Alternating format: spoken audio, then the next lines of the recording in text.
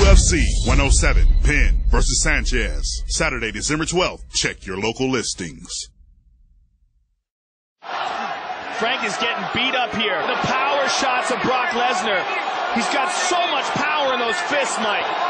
Up against the Frank's in big trouble. That's it. Trying to finish it. That's it. Poking is there, and it is all over. He's out. I expected the fight to be a little more of a wild pace. I thought Brock would stand up with me a little bit more. He didn't, which, you know, I can't fault him for. He has to do what it takes to win the fight. He took me down, and then on the ground, he was nowhere near as wild as he had been in the past. I thought there'd be a lot of opportunities on my part to take advantage of, and there really wasn't. He did a great job in out-positioning me on the ground, and then then just adding on top of the fact the superior size and strength was the, icing on the cake.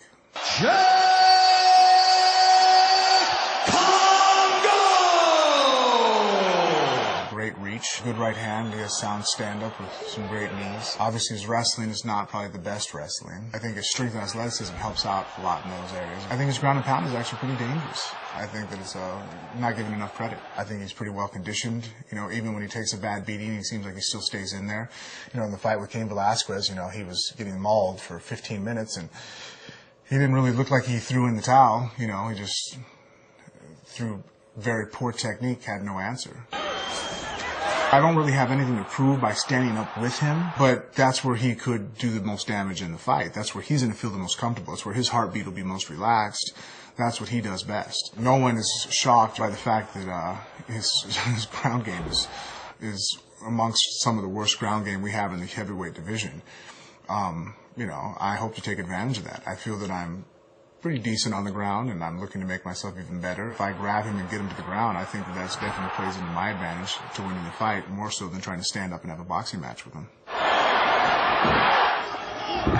I want to take someone down in the UFC, who do I look to as the best takedown artist? It's George St. Pierre. By far has the best takedowns in the UFC. How does he do it? Does he shoot from halfway across the ring? Do you ever see the shot? Never. He strikes with you, just enough for you to think you're in a striking match, and the minute you forget that, oh yeah, there's takedowns still, he takes you down. It's not that his takedowns are the most intricate, crazy takedowns in the world. They're very sharp, very sound, technically perfect, but basic. He just has phenomenal timing.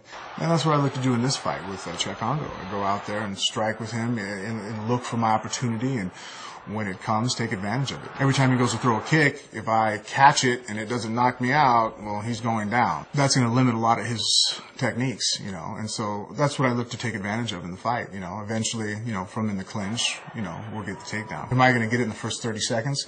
Probably not. You know, if I force it, that's when I'm going to get hurt. But, you know, it's a 15-minute fight, and I hope to only have to take him down one time, and then that'll be the end of the fight. UFC 107, Penn versus Sanchez. Saturday, December 12th. Check your local listings.